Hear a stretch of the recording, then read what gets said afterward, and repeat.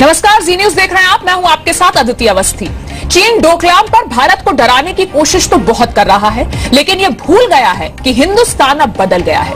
हिंदुस्तान की इच्छा शक्ति बदल गई है। चीन ने सोचा तो यह था कि भारत को आग दिखाने से हिंदुस्तान की सेना डोकलाम से पीछे हट जाएगी, लेकिन चीन का हर प्रोपेगेंडा फेल हो गया है।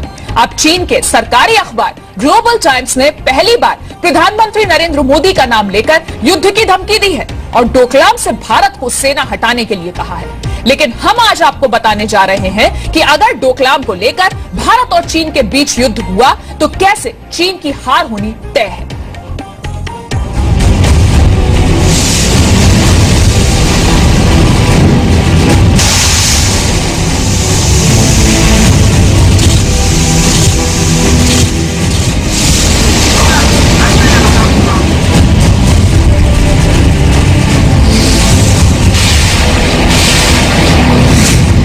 चीन सावधान, 62 वाला नहीं हिंदुस्तान। मधु ऐसा चाहिए जैसा सूप सुभाए, सार सार को गही लहे थोथा दे उड़ाए।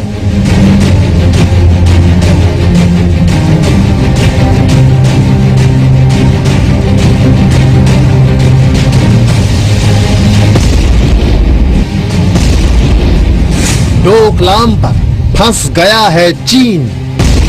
इशारों को अगर समझो, राज को राज रहने दो।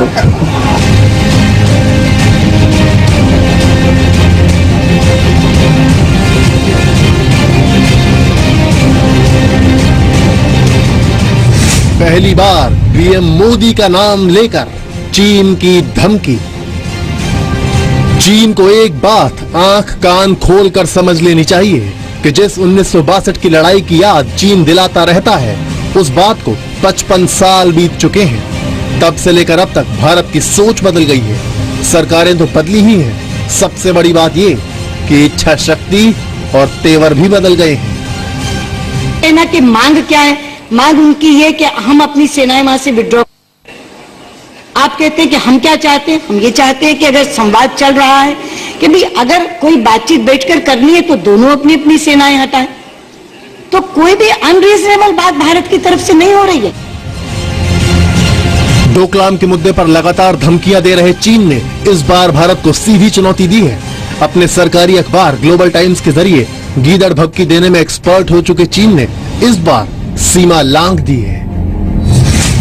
ग्लोबल टाइम्स ने लिखा, मोदी सरकार को चीन की सेना की ताकत के बारे में पता होना चाहिए और अपने लोगों से ये झूठ बोलना बंद कर देना चाहिए कि 2017 का भारत 1962 के भारत से अलग है। अगर मोदी सरकार नहीं मानती है तो वो भारत को एक ऐसे युद्ध की तरफ धकेलेगा जिसे संभाल पाना भारत के बस की बात नहीं है। चीन के सरकारी अखबार ने यहाँ तक लिख दिया कि चीन की सेना जरूरी तैयारी कर चुकी है, जबकि सारी दुनिया जानती है कि जो चाइना है वो एक पखंडी की तरह, इंटरनेशनल पखंडी की तरह कार्रवाई कर रहा है। वो इंटरनेशनल बुली है और अगर उसको कोई रोक सकता है तो केवल हिंदुस्तान ही रोक सकता है। अगर वो किसी प्रकार की कोई कार्रवाई करता है तो बजाय हिंदुस्तान को सबक सिखाने के लिए वो खुद पिछड़ जाएंगे और कम से कम अगले 100 साल तक इस गलती का अफसोस उनको रहेगा। भारत को डोकलाम से पीछे धकेलने के लिए चीन एक के बाद एक चालबाजियां कर रहा है। कभी तिब्बत में सेना के अभ्यास का वीडियो जारी करके डराने की कोशिश, कभी ग्लोबल टाइम्स में आर्टिकल लिखवाकर गीदड़ भभकियां, कभी कश्मीर को लेकर पाकिस्तान के समर्थन में बयान जारी करना, पीएलए की 90वीं वर्षगांठ के जश्न पर सेना की ताकत दिखाना, कभी रक्षा मंत्रालय के प्रवक्ता के जरिए धमकी जारी करवाना, डोकलाम में भारतीय सैनिकों की संख्या 400 से 40 होने का झूठ फैलाना। लेकिन चीन को अब समझ लेना चाहिए कि इन प्रपंचों और प्रोपेगेंडा से कुछ होगा नहीं। अभी जो फिलहाल चाइना कार्रवाई कर रही है डोकलाम के बारे में, एक तो जो है पहले कुछ दिन पहले उन्होंने कहा था कि हमारी फौज वहां से हट गई है, जहां 400 फौज से अभी 40 हो गई है। उसके तुरंत बाद फिर कहते हैं कि आप 2 हफ्ते के अंदर नहीं हटोगे तो हम जो है कुछ कार्रवाई करेंगे। तो ये सब दर्शाता कि एक तरह से चाइना डरा हुआ है। ग्लोबल टाइम्स ने यह भी लिखा, प्रधानमंत्री मोदी की सरकार को पीएलए की फायर पावर और सैन्य ताकत के बारे में पता होना चाहिए। भारतीय सैनिक पीएलए के मुकाबले नहीं ठहरते। अगर युद्ध होता है तो पीएलए सीमा पर सभी भारतीय सैनिकों को खत्म कर सकती है।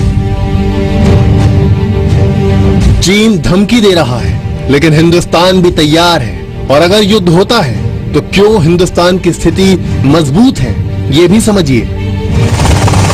लाइन ऑफ एक्चुअल कंट्रोल की लंबाई करीब 4000 किलोमीटर है। इस वक्त पूरी एलएसी पर भारतीय सेना की कम से कम 12 से 13 डिवीजन तैनात हैं। युद्ध की भाषा में बात करें तो पहाड़ों पर लड़ाई के लिए हमला करने वाली फौज की संख्या बचाव करने वाली फौज से कम 9 गुना होनी चाहिए।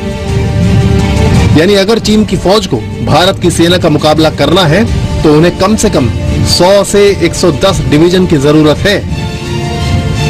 सेना के एक डिवीजन में करीब 12 से 15 हजार जवान होते हैं।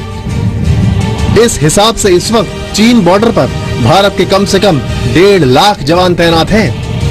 ऐसे में अगर चीन को भारतीय सैनिकों का मुकाबला करना है तो उसे कम से कम 13.5 लाख जवानों की जरूरत पड़ेगी।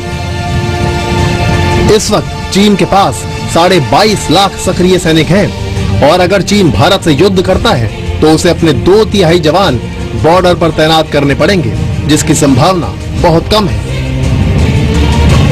डोकलाम पर भारत के चक्रव्यूह में चीन के राष्ट्रपति शी जिनपिंग भी फंस चुके हैं।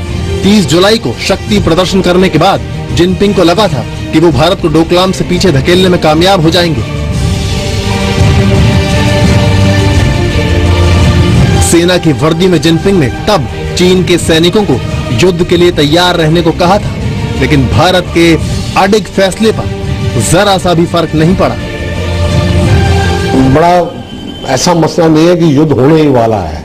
मेरे पूरी कैलकुलेशन में युद्ध की कोई संभावना नहीं है, कोई भी संभावना नहीं है, ना ही हमारी तरफ से ना ही चाइना की तरफ से।